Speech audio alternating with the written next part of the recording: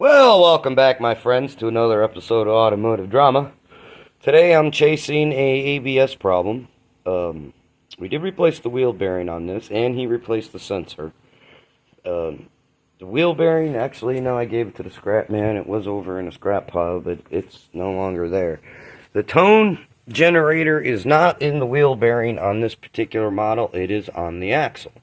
And when I got it apart, I forget why we wanted to change the wheel bearing, but it was kind of crunchy. So anyways, he put a sensor in it. Excuse me. And it didn't fix it. I cleared the codes out, didn't fix it. We took it for a ride around the block. I let him drive, and I was watching all the wheel speed sensors.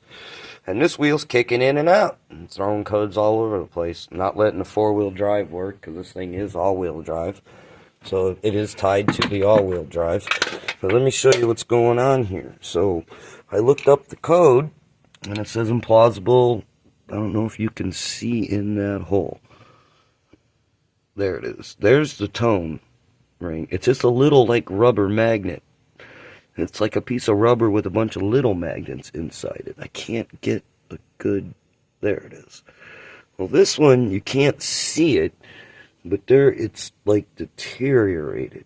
It was super dirty and cruddy, so I brake cleaned it all out and put it in neutral. And I'm going to show you how to put this car in neutral in another video. It's real simple, actually. Because of the electric shift, it's a real pain in the ass to get this thing in neutral. Sometimes you can put it in drive and you shut it off and you leave it in drive. It thinks it's in neutral and it won't throw itself back into park. It loves to throw itself back into park as a safety feature. But I wish I could get a better view of that. Maybe this light will do it. There we go. That's a little bit better. Maybe. I can't get a good view. There it is. It's in there. I can't, now we got a better view. I can't get a real good view of where it's kind of just deteriorated because it's old. But anyways, I cleaned it all off. I'm going to put it back together, clear all the codes. Hopefully it goes away, but if it don't, we're going to have to replace the axle. So if you ever run across this where it's an erratic signal, and you don't, make sure you always check the sensor too, so because this thing, it's really sensitive, and it's really a ridiculous idea. I don't know why they just didn't put teeth on it like they used to. No, they had to get special and make little magnets, and just another thing to fail for you to pay for and me to get paid doing.